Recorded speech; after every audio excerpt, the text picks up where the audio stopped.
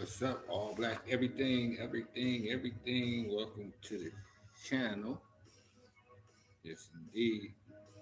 We talk about everything black here, pertaining to black people. Black, black, black, all black, everything. This is an edition of all black, everything slash learn with me slash pick up a book. You know, on the Communist Manifesto still, chapter 3, socialist and communist literature. Coming right back where we left off. Yes, indeed. Please like, share it, and subscribe to the content. I do not own the rights to this music. Peace to the one young Bruce Springsteen, you know, keeping the vibe tight. Here it is. All black everything. Learn slash pick up a book. The Communist Manifesto. Oh yeah, the shirt. Hey, I think it's right. Check it out. Here we go. Chapter 3, Socialist and Communist Literature, the Reactionary Socialism. A. Feudal Socialism.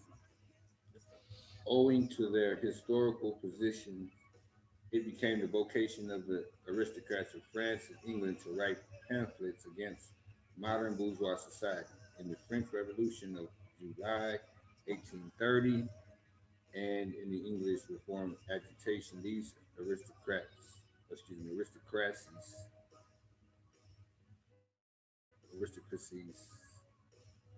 again succumbed to the hateful upstart. Thenceforth, a serious political struggle was altogether out of the question. A literary battle alone remained possible. But even in the domain of literature, the old cries of the Restoration period had become impossible. In order to arouse sympathy, aristocracy was obliged to lose sight, apparently, of its own interests and to formulate its indictment against the bourgeois in the interest of the exploited working class alone. Thus, the aristocracy took its revenge by singing lampoons against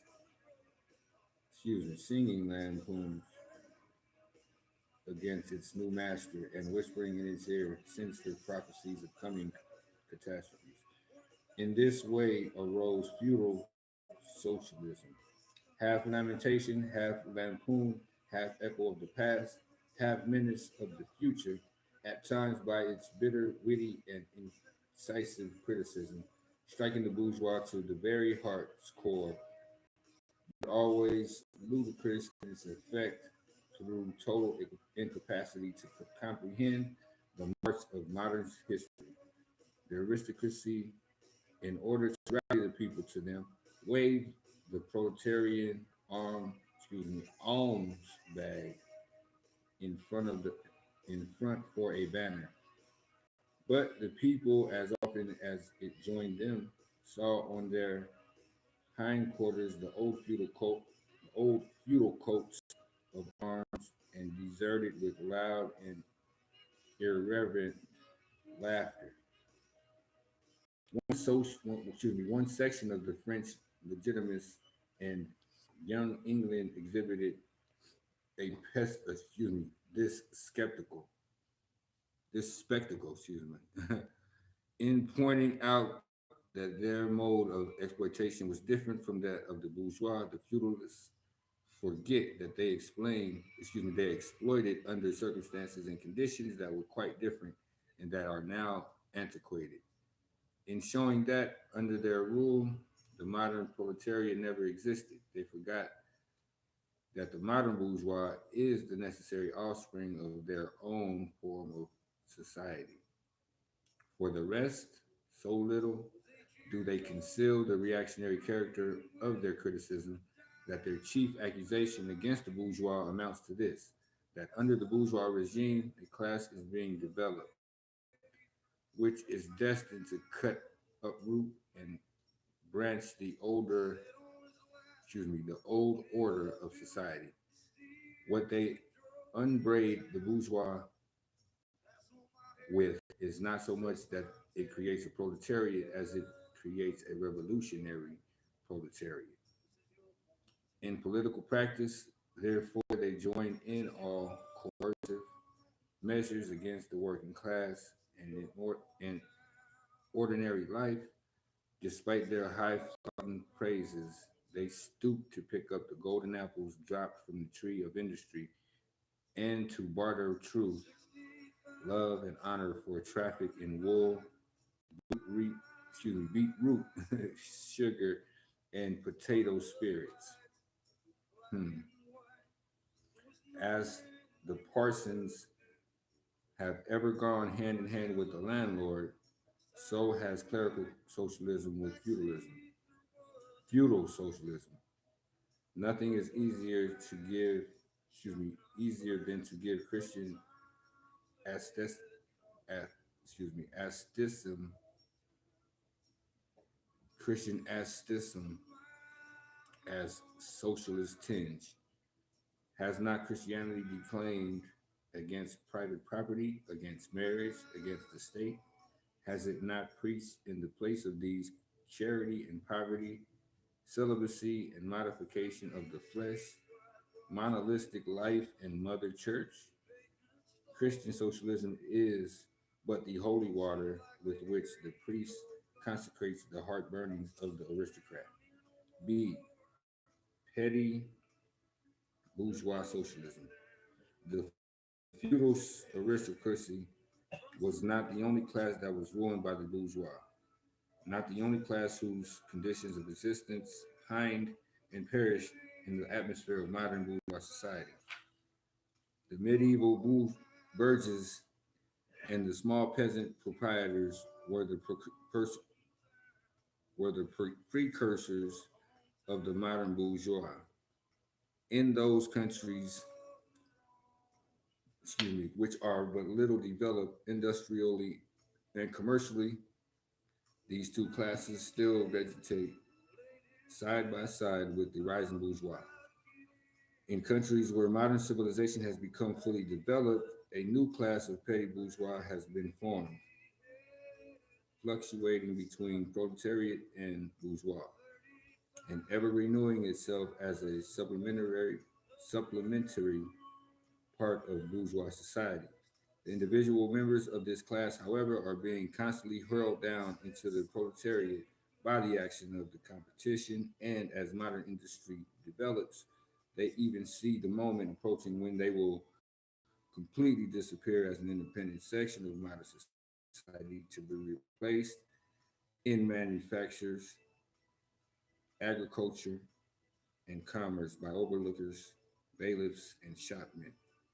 In countries like France, constitute where the peasants constitute far more than half of the population, it was natural that rights who sided with the proletariat against the bourgeois should use, in their criticism of the bourgeois regime, the standard of the peasant and petty bourgeois, and forms of the standpoint of these intermediate classes should take up the cudgels for the working class.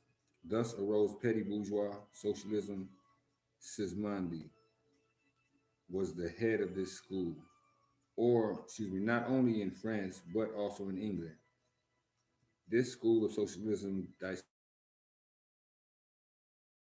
with great contradictions in the conditions of modern production. It laid bare the hypocritical apologies of inevitable ruin of the petty bourgeois and peasant, the misery of the proletariat, the anarchy of production, inequalities in the distribution of wealth, the industrial war of extermination between nations, mm, the disillusion of old moral bonds, and the old family relations of the old nationalities. In its positive aims, however, this form of socialism aspires either to restoring the old means of production and of exchange, and with them the old property relations and the old society, or to cramping the modern means of production of exchange within the framework of the old property relations that have been and were bound to be exploded by those means. In either case, it is both reactionary and utopian. Its last words are corporate guilds for manufacture, patriarchal, patriarchal, relations and agriculture. Ultimately, when stubborn historical facts had dispersed all intoxicating effects of self deception, this form of socialism ended in a miserable fit of the blues. C. German or true socialism.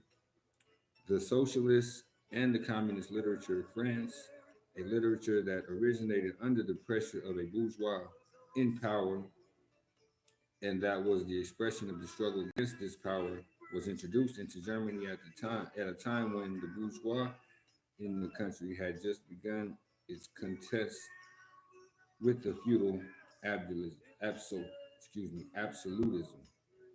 German philosophers would be philosophers and men of letters eagerly seized on this literature, only forgetting that when these writings immigrated from France into Germany, French social conditions had not immigrated along with them.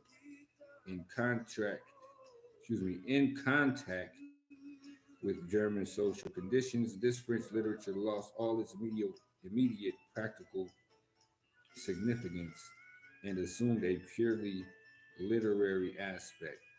Thus, to the German philosophers of the 18th century, the demands of the First French Revolution were nothing more than the demands of practical reason. In general, the utterance of the will of the revolutionary French bourgeois signified in their eyes the laws of pure of will as it was bound to be of true human will generally. The work of the German literature consisted solely in bringing the new French ideas into harmony with the ancient philosophical conscience, conscience, with their ancient philosophical conscience, their own philosophic point of view. This annexation took place in the same way in which a foreign language is appropriated, namely by translation. It is well known how the monks wrote silly lives of Catholic saints over the manuscripts on which the classical works of ancient hedonism had been written. The German literature reversed this process with the profane French literature. They wrote their philosophical nonsense beneath the French original. For instance, beneath the French criticism of the economic functions of money, they wrote, quote, alienation of humanity, end quote. And beneath the French criticism of the bourgeois state, they wrote, quote, dethronement of the category of the general, end quote, and so forth. I think we're going to leave it right there. Communist Manifesto, All Black Everything, /physical book. We're just sharing information. Knowledge is free. Not many pay attention. Not everyone pays attention. You know what I'm saying? If you like it, share it, subscribe, tell a friend. Come on in. All Black Everything. Communist Manifesto. We're going to come right back to it. We're in the third chapter. Socialists and the communist literature. See where it comes from. Peace and love. Give it that thumbs up. Give it that thumbs up. Peace.